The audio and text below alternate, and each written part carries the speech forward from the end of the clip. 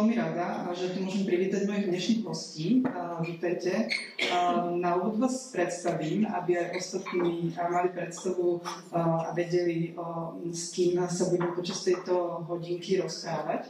Takže mojou prvou hostkou je Veronika Holečková, ktorá je autorkou blogu svietlomodresrdce.cz, kde si teda môžete prečítať aj príbehy z každodenného života. Je maminkou 16-ročného syna Petra, ktorý sa so svojou hostiteľkou Monikou v rámci programu Home Sharing stretáva už viac ako rok. Vítajte. Dagmar Pavlíková je ďalšou hostkou, ktorá je maminka troch dcer, z toho prostredná Kristínka je na autistickom spektre a so svojou hostiteľkou Blankou tráví čas už viac ako 2 roky. Jej najstaršia dcera Veronika, ktorá je tu aj s nami, sa stala vlastne hostiteľkou v programe Home Sharing a aj o tom sa budeme rozprávať z časti v tejto diskusii a vplyv na súrodencov týchto detí a dynamiku celej rodiny. Lucia Skladanová je ďalšou hostkou. Vítaj, Lucka. Je marketérka a novinárka, maminka 9-ročného syna Rastika na spektre, ktorý, ako ona sama mi napísala, má rád plnú pozornosť svojej mamy. Okrem toho má staršiu dospelú dceru a ako jednorodič bola zapojená do dobrovoľníckeho programu Deti bez návodu v prvom roku jeho vzniku. No a poslednou hostkou je Lucka Moravanska, ktorá je sociálnou pracovníčkou, bola koordinátorkou programu Deti bez návodu a je zároveň vedúcou občianskeho združenia Markus, ktoré je venované jej autistickému synovi. A talenty detí na spektre podporuje aj prostredníctvom projektu Bez rozdielu. Takže vítajte ešte raz. No a poďme priamo k téme. Veronika, ako si dokážete nájsť čas pre seba, ďakujem mikrofón, popri starostlivosti o svojho syna a čo pre vás bolo najväčšou zmenou po narodení? Najít si čas pro sebe nedokážu. Protože kromě syna mám práci poměrně náročnou a ještě mám stárnoucí maminku, takže tohle jako moc času na sebe nemám, ale občas mi to podaří. Je to prostě na základě time managementu. Musím být strašně disciplinovaná a dobře nakládat s časem, abych opravdu měla nějaký čas pro sebe. Co bylo největší změnou po narození syna? Protože to byl druhý syn, tak největší změna byla, že tenhle syn spal ráno do 8:30. No. Protože můj první syn stával 4:30, takže 4 hodiny rozdíl to opravdu hodně. A potom, to samozřejmě jsem řekla s nadsázkou, takový to, když jsem zjistila, že jako nestíhám, že jako už mu je tolik a tolik a ještě nedělá tohle. A já jsem si o prvním synovi vedla jako poměrně detailní zápisky všech vlastně pokroku všech fází vývoje, kdy co řekl, kdy jak se postavil, chodil, na co se mě ptal. A teď tady to jako nepřicházelo. A všichni říkali jako, tak on je línej, to prostě je to kluk, to bude dobrý. Ono to pořád jako nepřicházelo. A úplně asi největší harakiri bylo, když šel Péťa do běžné školky. Absolutně bez diagnóz SPC, protože jako pořád jsem čekala, že to určitě mě vůbec nenapadlo, že by něco mohlo být až tak špatně, že je to diagnóza. On jako fakt balancoval na takovém ostří, kdy se to dalo ustát, když byly všechny podmínky dobré a kdy byli všichni okolo ochotní jako trochu spolupracovat. A možno, ako ste sa s tým teda vysporiadali? Čo vám pomohlo? Já jsem potom už věděla, že něco je špatně, navštívili jsme SPC, logopeda, neurologa, postupně se nám to jako takhle navyšovalo, ty návštěvy odborníků. Měli jsme jako první stanovenou diagnozu vývojová dysfázie v obou oblastech, to znamená percepční i expresivní. Nicméně mě to docela vyhovovalo ta diagnoza vývojová dysfázie, protože tam byl strašně hezký jako vhled do toho, že když budeme hodně pracovat, že se to dá dobře reedukovat. Takže jsem s Péťou hodně pracovala, vytvářela jsem mu pracovní návyky, kdy jsme začínali asi na 10 vteřinách práce. A teď jsme to postupně prodlužovali. No, pak už jsem teda si byla téměř jistá, že to nebude jenom vývojová dysfázie, ale strašně jsem popírala autismus, hrozně moc. Vůbec jsem nechtěla připustit, že takovou diagnózu to dítě má. A když už na mě tlačila i psychiatrička, i logopedka, jako nechte mu dát tu diagnózu, spoustu věcí to vyřeší, tak já pořád jsem říkala, ne, já nechci, aby měl jako nějakou nálepku, já nechci, aby měl stigma. Protože jsem měla pocit, že to je fakt stigmatizující diagnóza. Bavíme se o situaci před 13 lety. Dneska je to úplně jinde, protože je spousta zdrojů, kde se dá zjistit spousta informací, ale nebylo to tak. Já jsem fakt hledala třeba o vývojové dysfázii informace na zahraničních webech, protože u nás nebylo skoro nic. A upírala jsem to fakt hodně. Nakonec v 10 letech jsem povolila, jakože jo, teda, že mu tu diagnozu nechám napsat, protože paní psychiatrička byla tak chytrá, že mi říkala, ale tak já mu to tam teď jako napíšu a v 18 mu to rozpustím jiný diagnoza.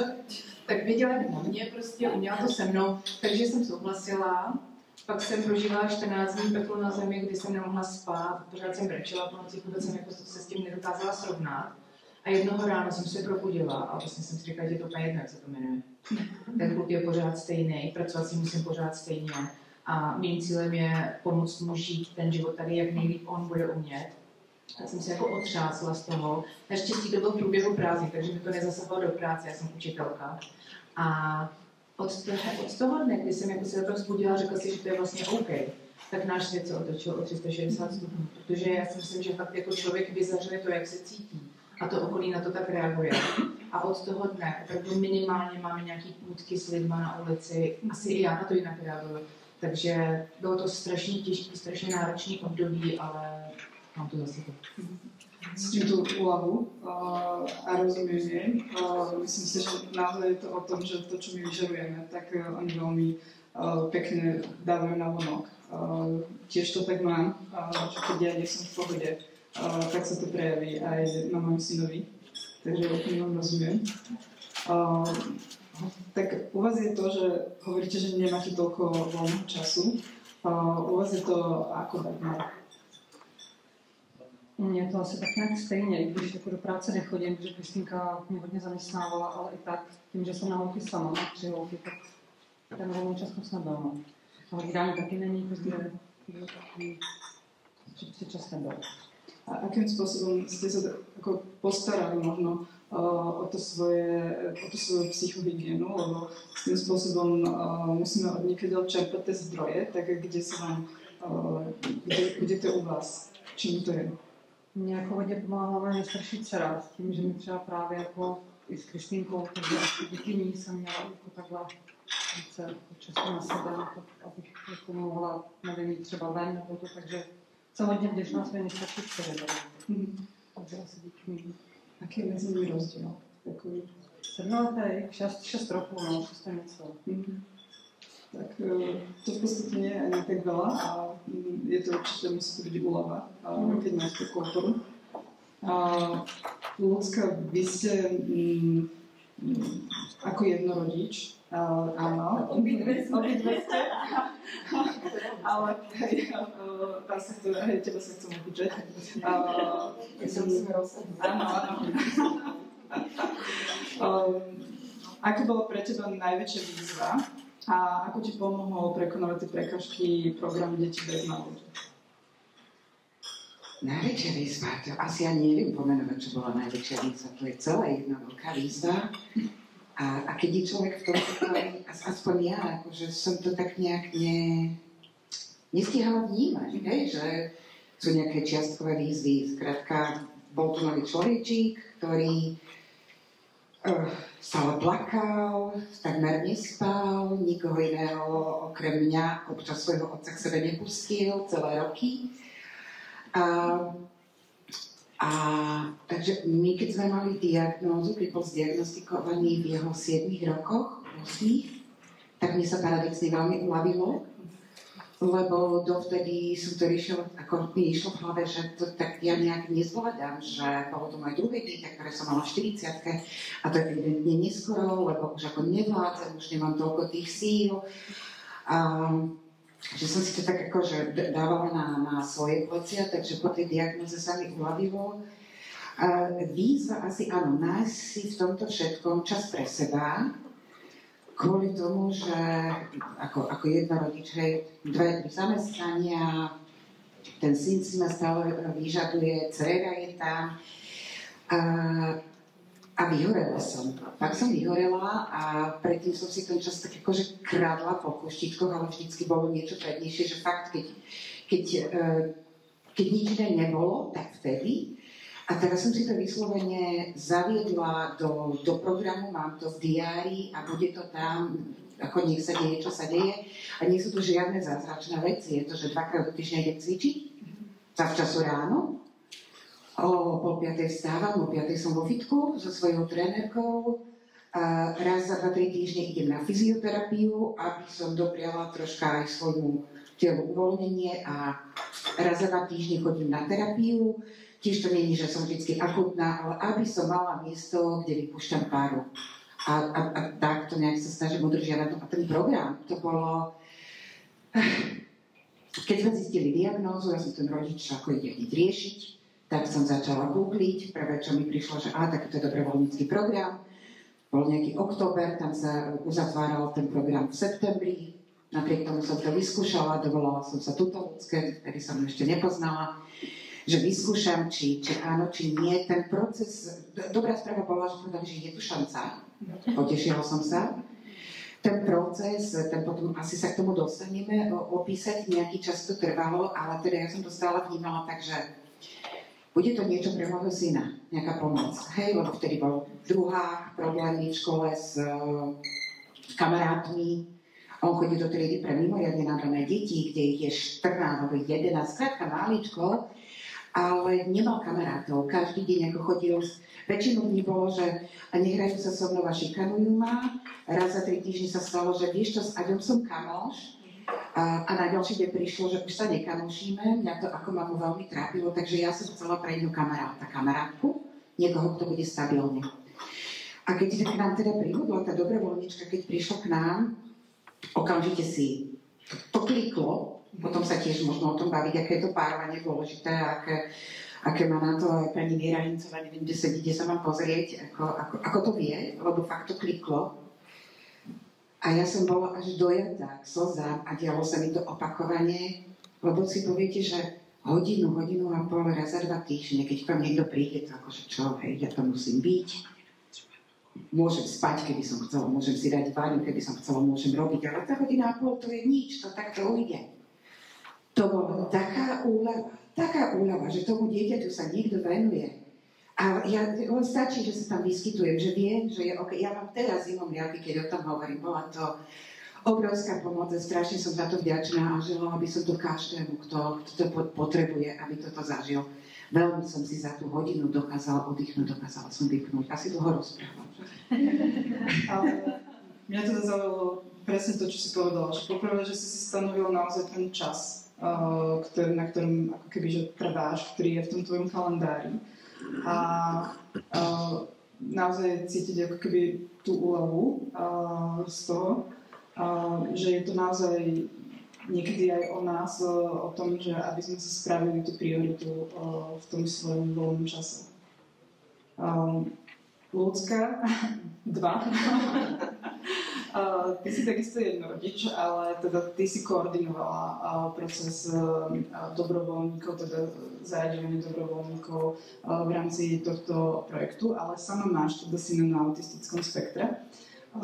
Možno, či ťa to ovplyvnilo, to, že si bola v tomto programu aj v tej starostlivosti o seba, či si niečo uvedomila vďaka tomu, že si koordinovala aj tento program a bola si neúčastná? No, tak ako bolo spomínané, som mamou 9-ročného autistického syna a som mamou na plný úväzok, keďže som jednorodič. A vlastne pri tej realizácii toho pilotného programu Deti bez návodu ma vlastne Vierka oslovila a vlastne tento program bol zameraný práve na tento pilotný program, na začínanie tých dobrovoľníkov práve do tých jednorodičovských rodín. A keďže tým, že mám osobnú skúsenosť práve s jednorodičovstvom, aj viem, aké sú potreby tých rodín a podobne, tak to úplne bola skvelá výzva. Pre mňa bola to aj taká motivácia nielen po tej pracovnej stránke, s tým, že sa niečo robí pre takéto rodiny, ako mám ja, že wow.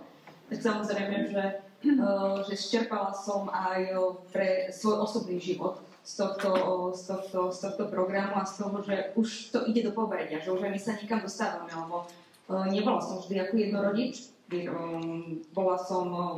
mali sme fungujúce manželstvo, ja som si myslela, že sme mali fungujúce manželstvo, ale taktiež potom prišiel rozhod a zostala som vždy dosiahom sama a zistila som, keď som ako mnoho rodičov s dieťaťom, ktoré má nejaké znevýhodnenie, ide na úrady a podobne, ako majú formu pomoci, teda aj tú finančnú, a vlastne my neexistujeme.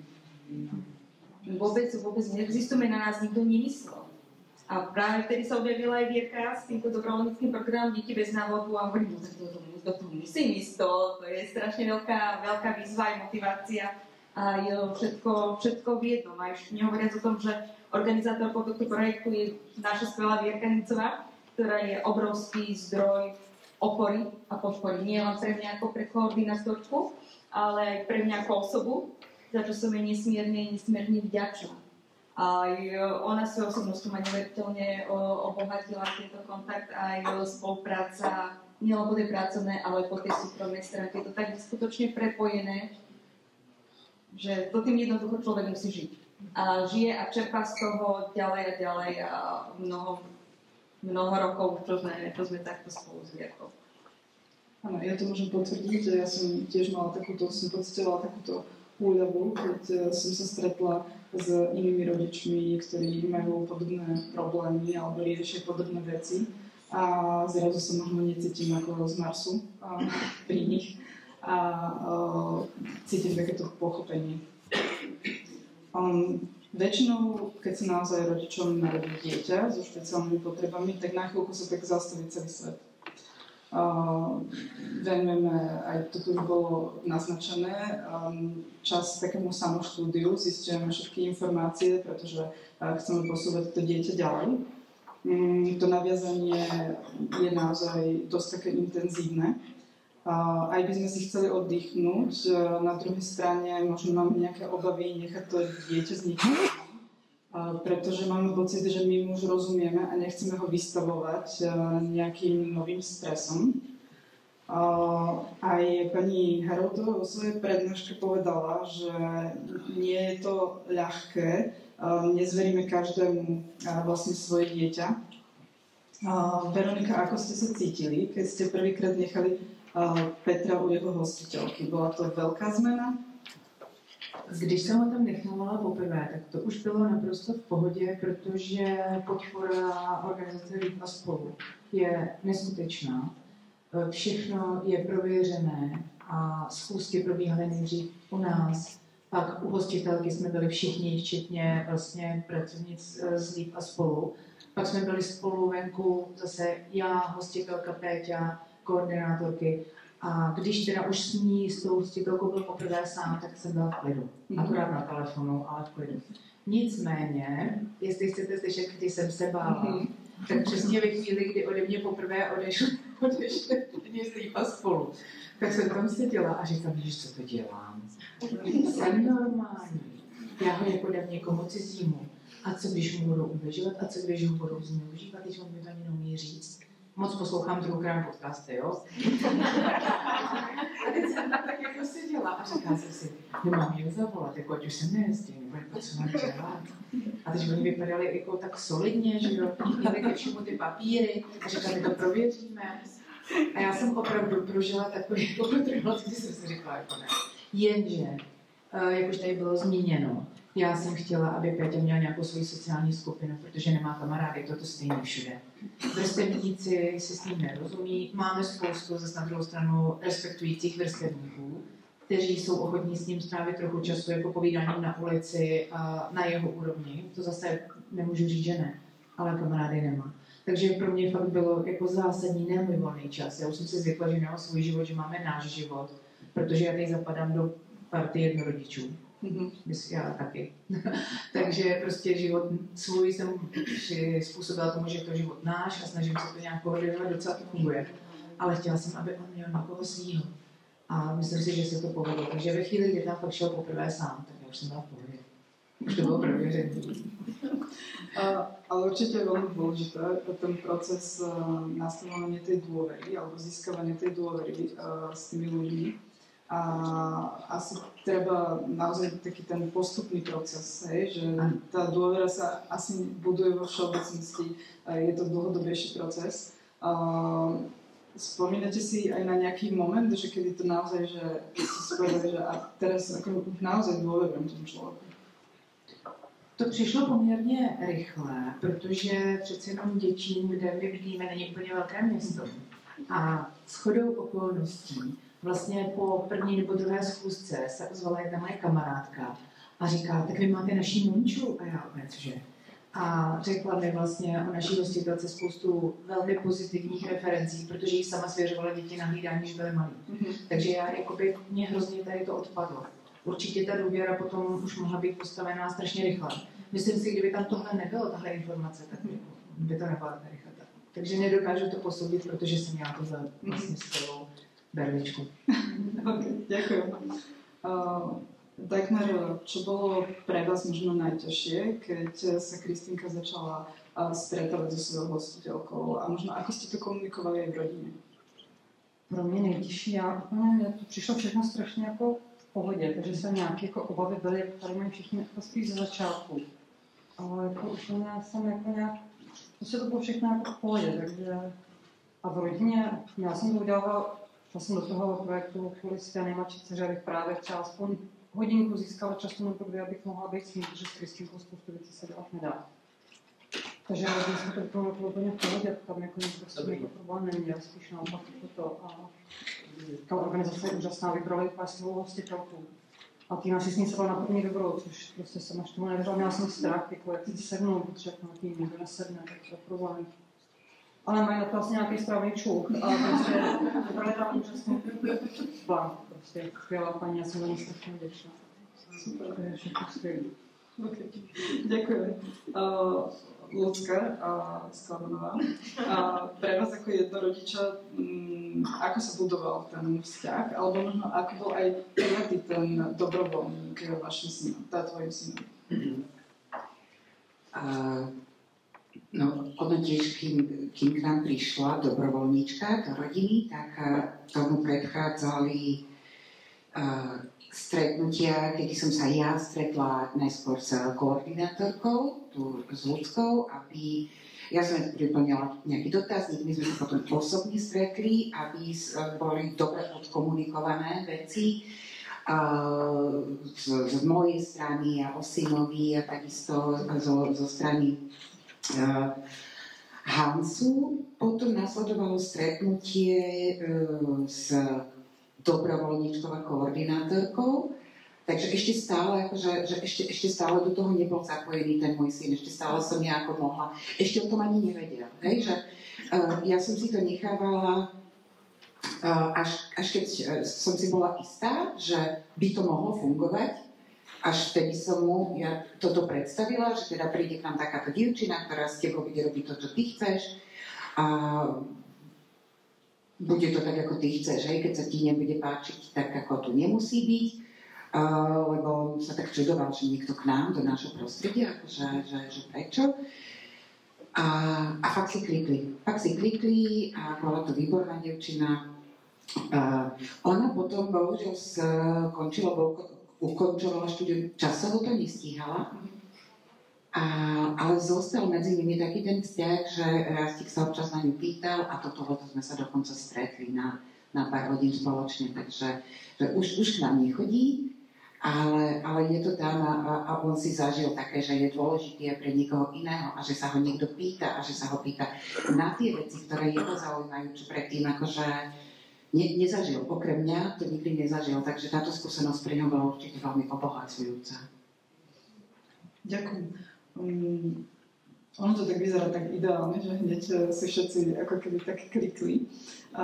Ľudská, možno taká otázka na teba, že v rámci toho koordinovania si bola v intenzívnom kontakte s viacerými rodičmi.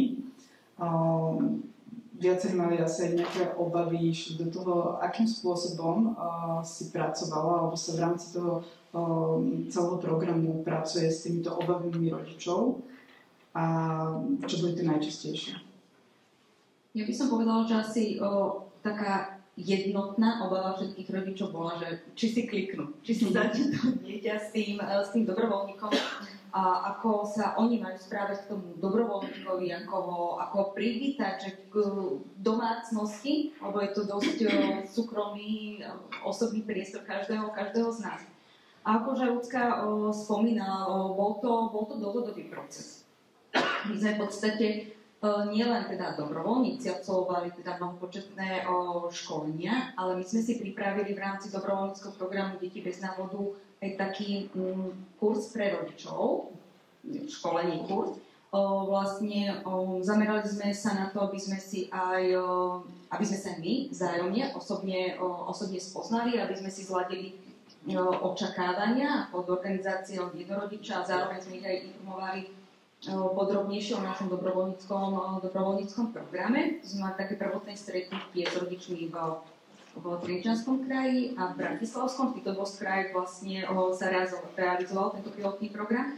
Potom sme si pripravili aj také skupinové stretnutie pre všetkých rodičov, aj z Trenčianského a Bratislavského kraja v dennom centre Valahas v Senci, kde sme taktiež chceli podporiť tú vzájomnú komunikáciu aj spoluprácu medzi nami aj medzi rodičmi navzájom.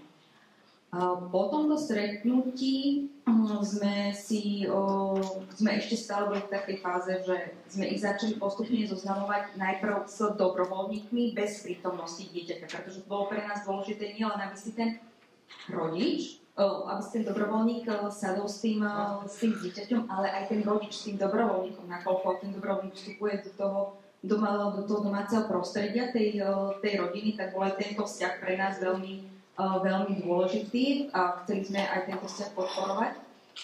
Takže sme ich stárovali podľa toho, ako rodičia vypisovali podrobný dotazník, ako Ľudská spomínala, ale aj dobrovoľníci. Taktiež vypisovali takéto podrobnejšie dotazníky a tam sme potom vyberali, či už podľa veku dieťaťa, podľa záujmov dieťaťa, podľa lokality, že kto by sa s tým asi tak hodil.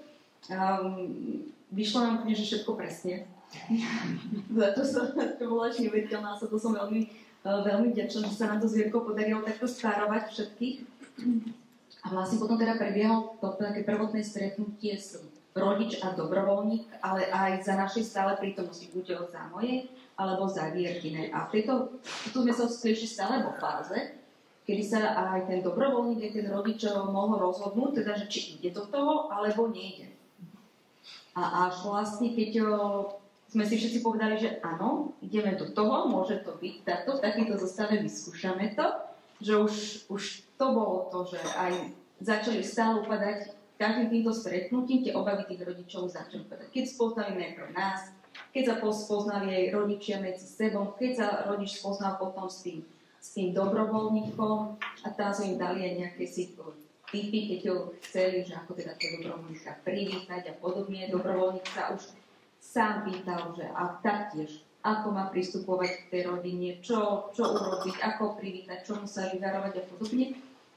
A potom vlastne vstúpil už ten dobrovoľník priamo do tých dverí a potom sme mali také spätné reakcie ako tu od ľudských, že pri tých našich deťoch je to, by som si dovolila tvrdiť, že buď to klikne hneď, alebo to neklikne.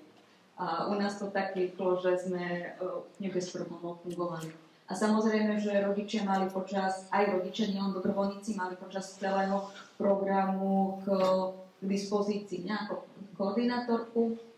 My sme telefonovali na každotýždennej báze. Ja ako koordinátorka aj s dobrovoľníkmi, ale aj s rodičmi. Ako sa majú, ako to oni vidia ten vzťah, či je podľa nich všetko v poriadku podobne. Čiže my sme mali neustálu sieť pomoci a podpory pripravenú pre tých dobrovoľníkov aj pre tých rodičov. A samozrejme, že tí dobrovoľníci nie len absolvovali školenia, ale taktiež podpisovali aj etický kódex, ktorý bol zameraný na prístupy k deťom a samozrejme aj ich práv a podobne. Čiže myslím si, že sme to celkom dobre popili a toto všetko nám pomohlo odstrániť tie obavy.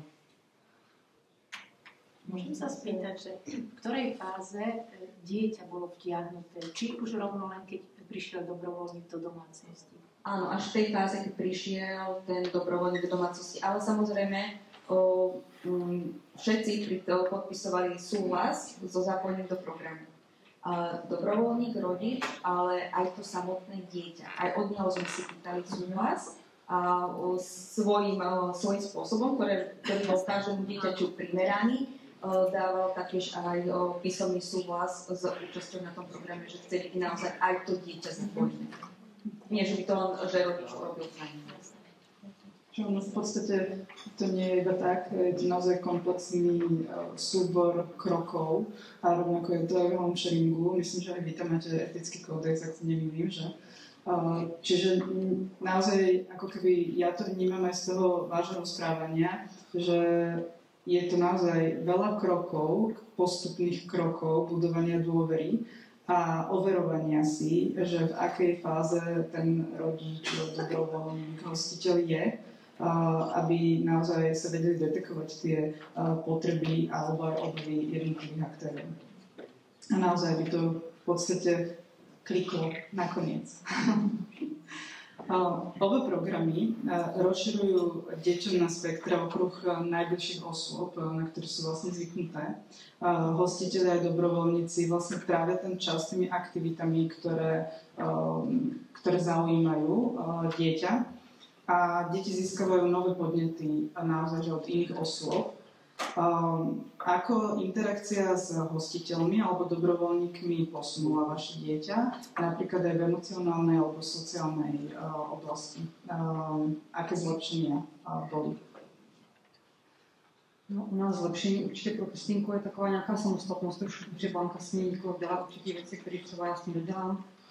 A hlavně to, že prostě zvládla jít úplně k někomu jinému, takže se jako posunula dál, že není jenom se mnou, že zvládla být s cizím člověkem, takže určitě jako posun tam je.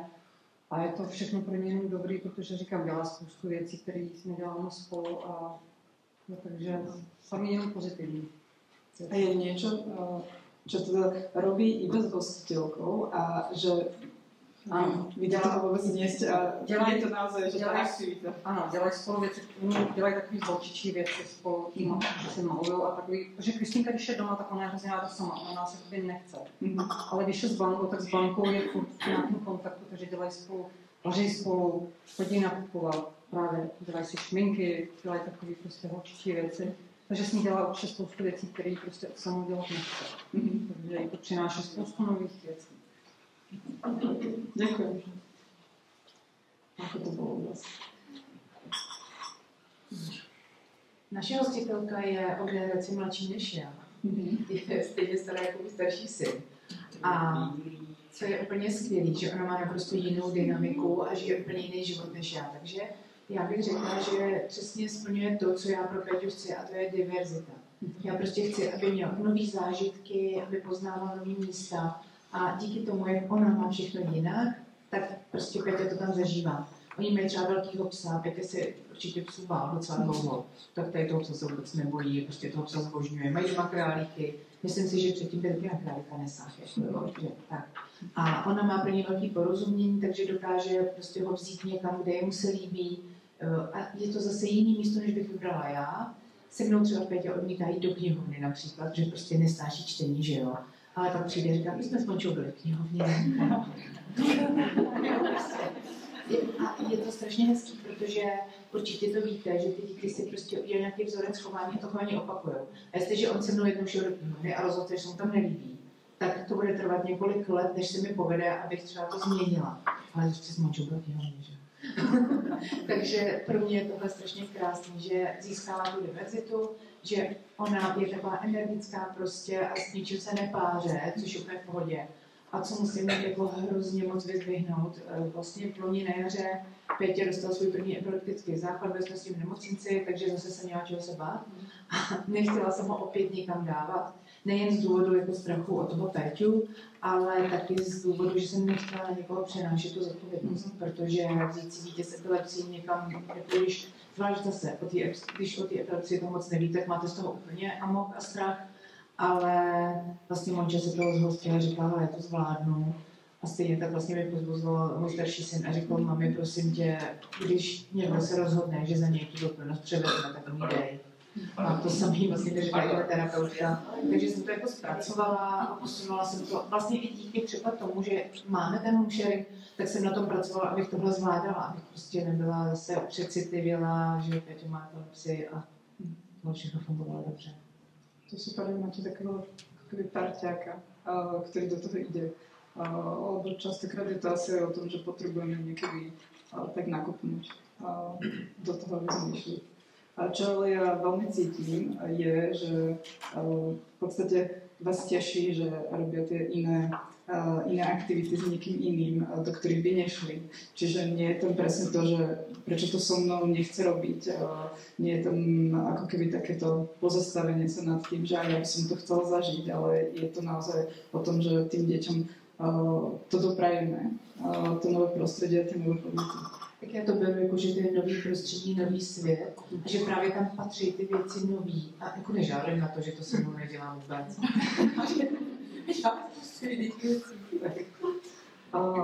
Lucko, možno by som ešte tak rozšírila aj otázku na teba. Či bola nejaká prekvapivá zmena, ktorú som na začiatku vôbec nečakala? Zmena u syna. Nie, také niečo som asi nezaznamenala. Respektíve, tak ma prekvapilo to, ako dobre prijal cudzieho človeka u nás doma. Hej? Toto áno. Ale to prekvapenie trvalo chvíľku, hej? Lebo potom prišla taká tá úlava, tešenie sa, že tam niekoho má, niekoho pre seba. A skôr som ja zaznamenala zmenu u seba, že keď, lebo teda ja som sa stále vyskytovala v priestore toho bytu a robila som si to, čo ja som chcela, čo som považovala, čiže nechávala, mohli byť úplne sami a niekedy som ja tam akože bola poblíž a občas som ich tak ako sledovala, ako sa rozprávajú a ja som sa začala od tej dobrovoľničky troška učiť, že ako s ním hovoriť, ako reagovať. Lebo mne sa tým, že som v tom, že je to syn a som v tej bubline a ťažko sa mi rozlišuje, že tá hranica, že kde mám byť rešpektujúca a ochraňujúca a kde mám postaviť tú hranicu, že taká letadiel to už to ďalej nepôjde. Tak ja som sa to od nej tak troška učila, že zistila som ja na moje prekvapenie, že tá hranica môže byť troška iný, než ju mám ja.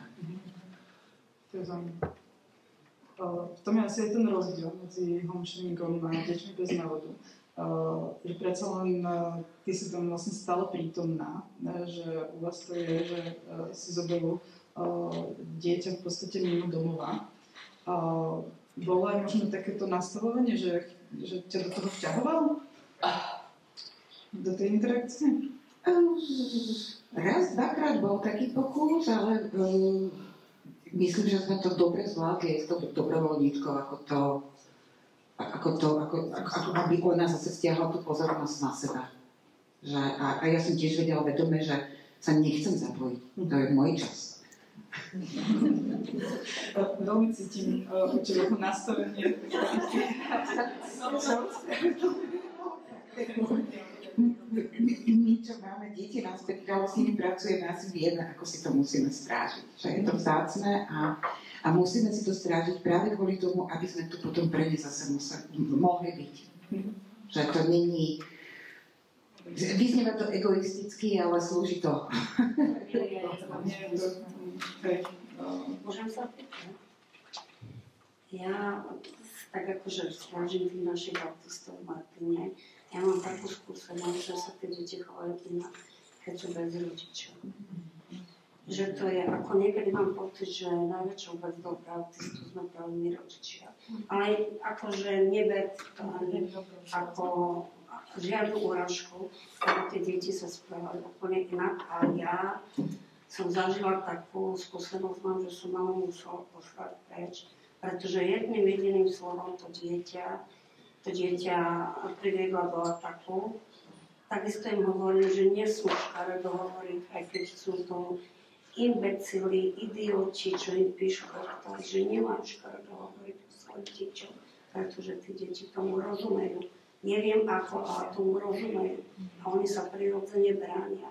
Takže ja sa pýtam, že či teda aj na tom Slovensku by sa nešlo cestou toho homesharingu, teda že vlastne tie deti idú z toho domáceho prostredia k tým hostiteľom, lebo ja mám skutočne takú skúsenosť, že my sme s Alexom neverbálni, hej, a my sme išli na vlak, je to také moje dobrodružstvo, ale musím sa s tými deťmi spoznať, hej. Je to spoza Poliec, tam sa stretávame, najprv to bolo len v tom priestore, ale my sme išli na vlak, my sme išli na autobus.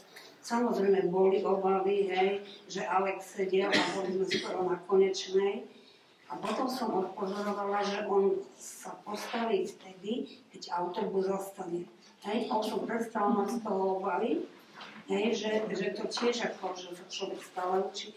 Lenže mne sa tá cesta homesharingu zdá teda aj pre to dieťa, aj pre toho rodiča teda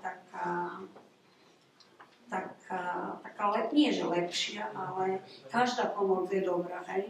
Ale to, že to dieťa je mimo toho prostredia a aj vlastne ten rodič má viacej času pre seba, tak moja skúsenosť je taká, že sa tie deti správajú s rodičmi a neviem, možno je to otázka aj na nás maminky, že či tie deti ako niekedy tak ako nechcú vás tak vydierať,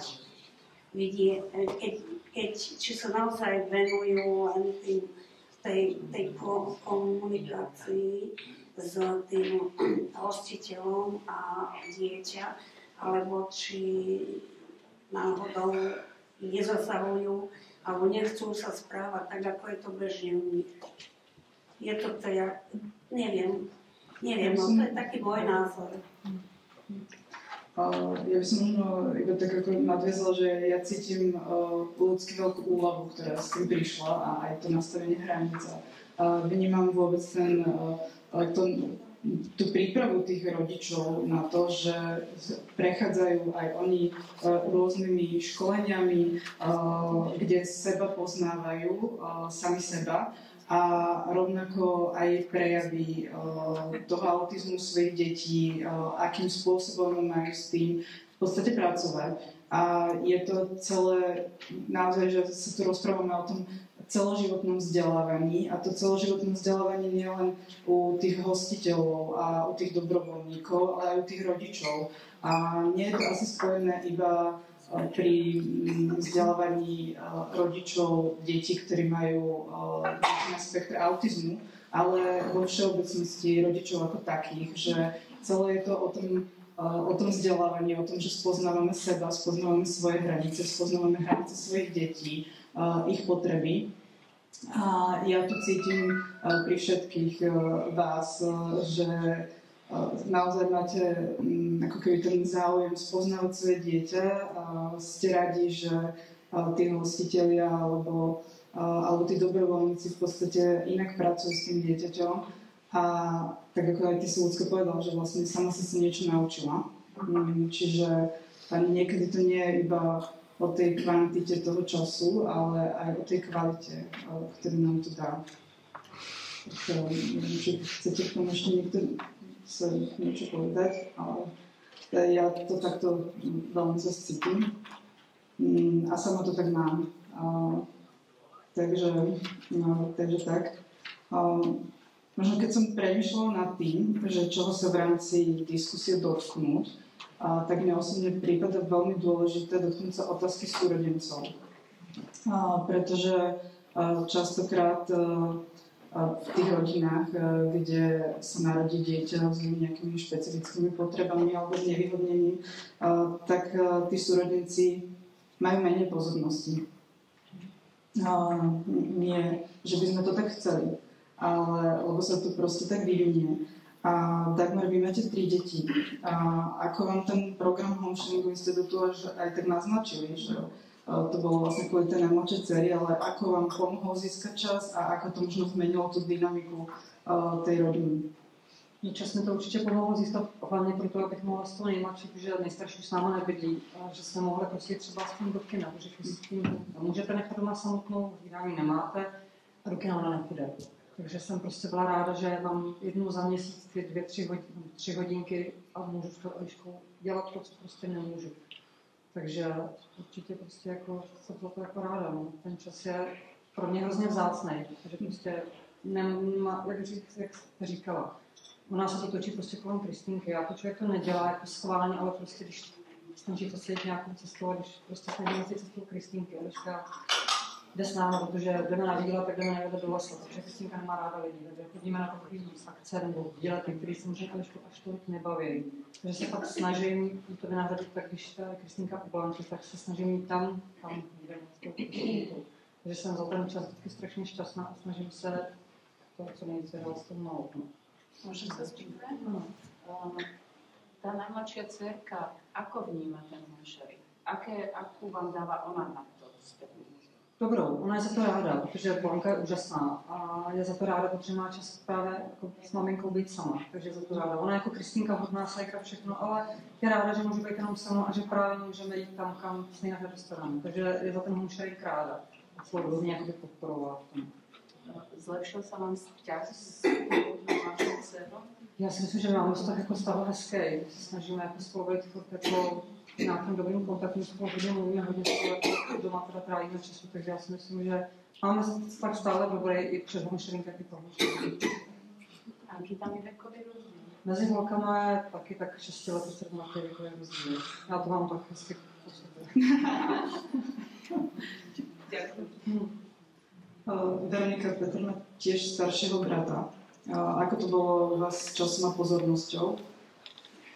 Mezi nimi je 13 letý věkový rozdíl, takže jeho starší bratr byl hodně samostatný. Nicméně jako první reakce na to, že se mu narodil bratříček, udělal nějaký průšvih někde, poprvé se opil a ještě někdo sprojoval. Takže on sobě dal vědět, tam je až k soudu.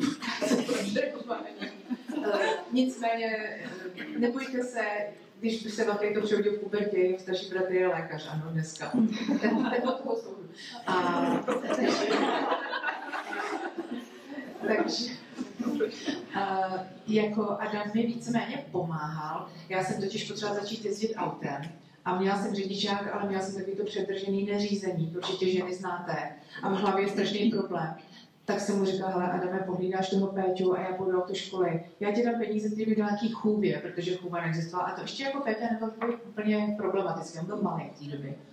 A později, vlastně, když už u Péti začaly ty problémy, tak Adamovi bylo 17, 18, skončil Gimple, ale byl vždycky ochotný jako s ním pomoct, měl pro ní porozumění. Nicméně potom odešel do Prahy na studia a vždycky, když přijel, tak strašně špatně zvládal ráno, jo? Protože u nás se ráno vstane a buď to tam vyjede metro, nebo vyjede vlak nějaký hlášení, nebo se hlásí blízko, jo? Prostě hned tam nějaký hluk. A teď ten Adam tam seděl u té snídaně a říkal, jak tohle můžeš dát. A já říkám, já nemůžu, já musím být.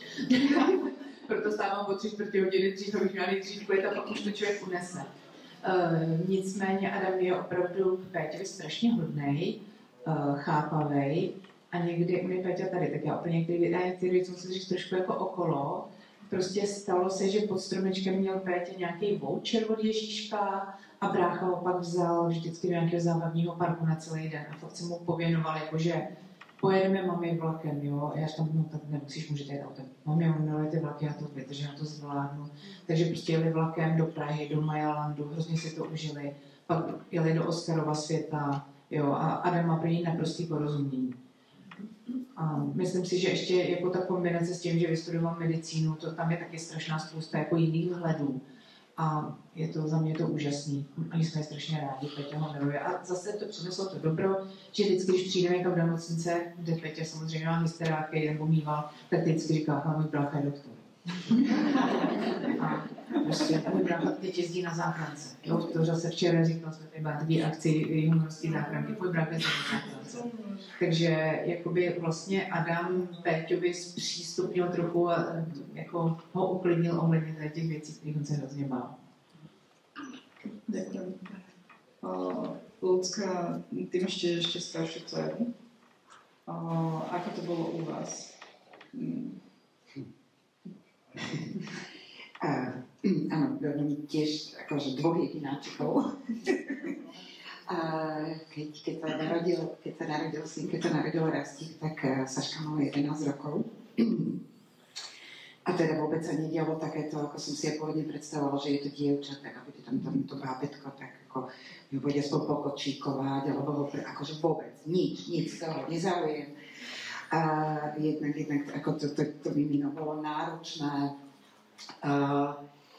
Takže tam to bolo niekoľko rokov, keď som si myslela, že fakt to budú takí ako dvaja jedináčikovia, každý zvlášť vo svojom svete.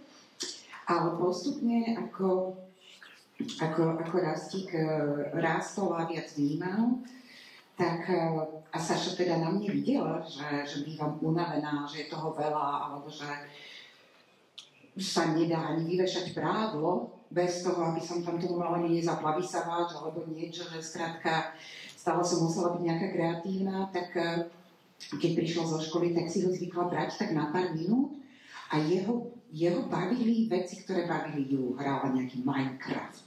Vtedy to nerozumela, že hral Minecraft. Alebo stávala puzzle. A jeho to bavilo, pre ňu to nebola nejaká námaha, a oni boli spolu vystať 20-30 minút. To bolo niečo neskutočné. A dneska majú spolu úžasný vzťah, fakt, že tam nikdy nenastala nejaká, možno aj kvôli tomu vekovému rozdielu, nikdy tam nenastala nejaká súrodenská rivalita. Majú sa veľmi radi, veľmi sa rešpektujú, stále majú svoje veci, že oni si tomu hovoria, že sú rodenecký večer a naplánujú si, čo idú robiť, že si pozrú nejaký film a zahrajú si takúto hru, ja dostanem zoznam vecí, ktoré im mám nakúpiť, lebo si budú robiť popcorn a neviem, aké nápoje. Sú úžasní. Saška je teraz taký môj akože dobrovoľník. A odišla z domu, je na vysokej škole, býva doma veľmi málo a tiež musím dávať pozor na to, aby som ju veľmi tým nezaťažila. Hej, že lebo mne to dobre padne, keď sú oni spolu, ale zase však ona má svoj život a tak. Ale čiže ja veľmi oceňujem ich vzťah, zároveň si myslím, že obávam sa, neviem, že je to výborná antikoncepcia. OK. Ďakujem.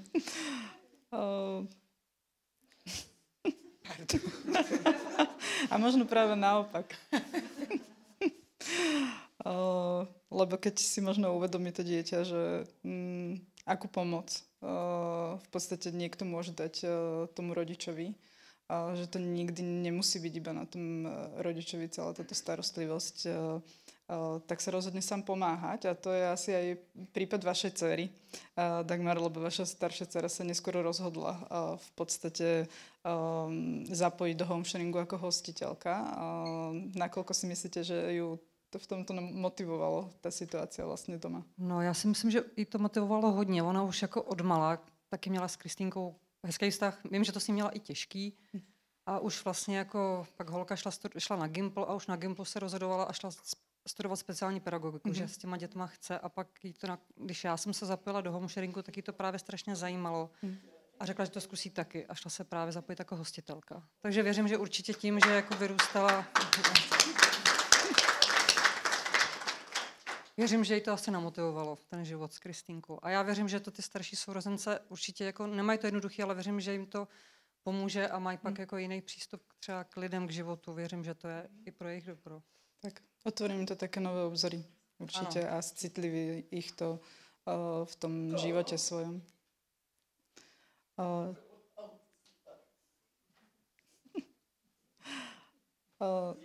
Starostlivosť o tieto výnimočné deti je ale častokrát spojená aj s takým pocitom izolácie.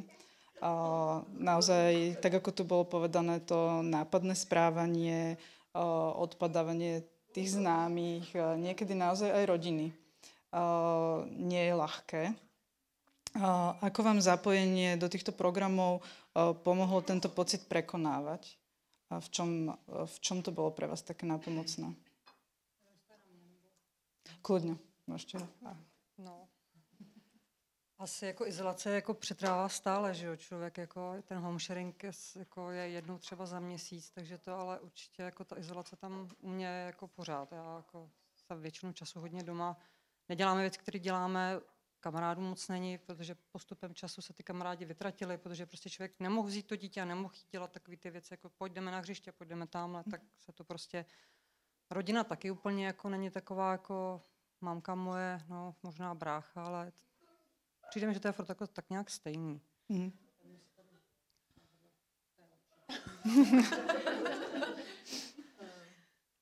Izolace, ano. Já si myslím, že hrozně se změnilo jako to, jak já prožívám okolí, nebo lidi ve svém okolí. Protože jsem neustále jako přehlcená těma zvukama a těma potřebama toho Péti, tak já jsem se z extroverta těžkýho stala jako hodně introvert. A když jsem se poprvé přistihla, že si užívám sezení sama na zahradě, na chalupě, že tam nikdo není, nikdo nemluví a já jsem tam happy, tak jsem byla hodně překvapená. To jsem sama sebe překvapila. Co se týče homesharingu, Monča si bere Péťu obvykle ve čtvrtek odpoledne, ale jako já tam spíš rychle udělám něco pro sebe a nebo se věnuju mamince, protože jako kombinace moje maminka a moje dítě, to ne, to nechcete. Dostali souborný název Haranti, oba to vědí a jinak to nejde, prostě oni se strašně provokují a už jako je to tak daleko, že moje maminka provokuje Péťu, mamince je 81, jo. A když ho úplně vypresuje, tak se na mě podívá a udělá haha. A to není ta forma odpočinku, kterou rodič autisty potřebuje. Takže já mám obrovskou ale podporu ve svojí sestře, která vlastně už, když byl Péťa malej, ona nejdřív vůbec nevěděla, co a jak a někdy kolem jeho 6-7 let měla v práci nějaký, že musela být doma za 60% a trávila s náma daleko víc času a zjistila teda, co to obnáší, ale hrozně rychle všechno pochopila a přijala. A zhruba před 4 lety vlastně změnila zcela práci, stala se asistentkou pedagoga. Prostě jí to hrozně ovlivnilo život jako všem. Já si myslím, už se tady o tom mluvilo, že ty lidi, kteří to jako přijmou a umějí se do toho podívat nějakým rozumným vhledem a pochopí, tak už si to sebou nesou. A tyhle děti jsou největší učitelé obecně. Takže jako izolace, nežiju ten život, jaký jsem měla předtím, nicméně chodím do práce a upřímně netoužím jako s někým se někde prostě odpoledne něco z práce vůbec. A já jsem strašně šťastná za to, že máme s Peťou ten náš život, že jsme si to hezky nastavili, že on chce jít krmit labutě a já OK, budeme krmit labutě, ale potom se mnou půjdeš na trénink, tamhle na ten kopec vyběhneme, jo. Tak jo, máme teda, no. Ale jako bere to, naučila jsem ho tady tu reciprocitu a dokážeme spoustu věcí sdílet. Samozřejmě to musí být úměrně jemu, jo. Když teď vím, že nechce jezdit na kole, tak prostě jdu na kolo, když je třeba u táty, jo. Ale ta izolace, no, prostě se to změnilo, ale já už jsem to přijala, nějak mě to nebolí moc. Je to asi iný život, na aký sme boli zvyknutí, ale tiež nám to asi niečo dáva. A niečo nás to naučilo. Takový osobní rozvoj bych v životě nepodstoupila. Nikdy. Já jsem byla donucená prostě na sobě makat na fyzičnu, na psychičnu, na psychohygieně, protože jako nikdy by mě nenapadlo, že budu řešit to, jak se sama sobě věnuju. A měla jsem tendenci jako dávat všechny před sebe, hodně ve svém životě, ještě když jsem měla jenom toho staršího syna. A jako tady jsem s takovou lekci, že já potřebuji být fakt v pohodě, aby byl v pohodě ten Petě, jak on to zrcadlí. Takže jako to je... Já bych to neměnila, upřímně.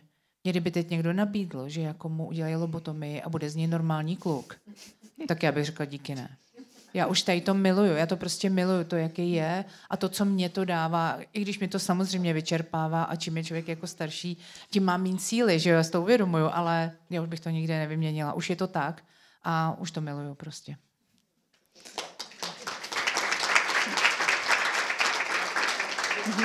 Hej, dobre. Jasné. Nikoho nebudem zdržiavať z obeda. Ale teda k tej sociálnej izolácii, čo mne veľmi pomohlo, alebo teda, a je to, a neviem, či sa to v tom homesharingu deje, práve sa to deje pri tých dobrovoľníkoch a to, že sme sa začali stretávať rodičia, že ja som si vytvorila novú komunitu. Komunitu, kde si nepripadám ako Marťan, kde moje dieťa není Marťan, kde to nemusíme všetko vysvetľovať. A za toto som nesmierne vďačná. A aj Ľudská organizuje veci, alebo Vierka Hincová a my precestujeme niekedy štvrť Slovenska, ale však Slovensko je malé.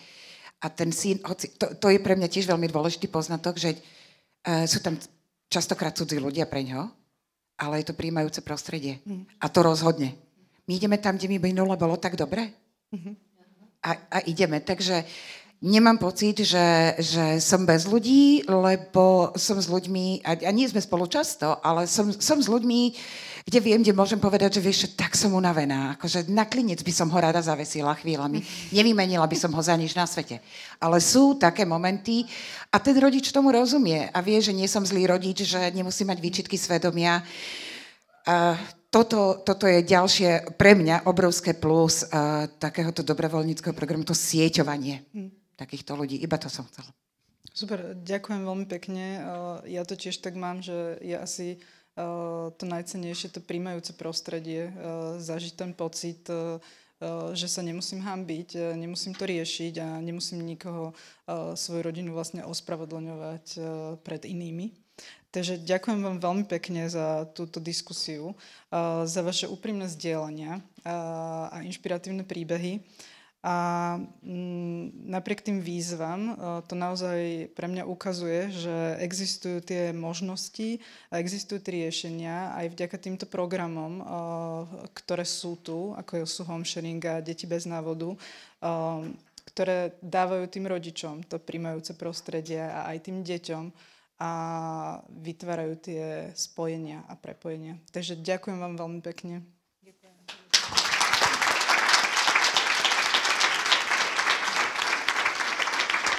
No a teraz nás čaká teda obed.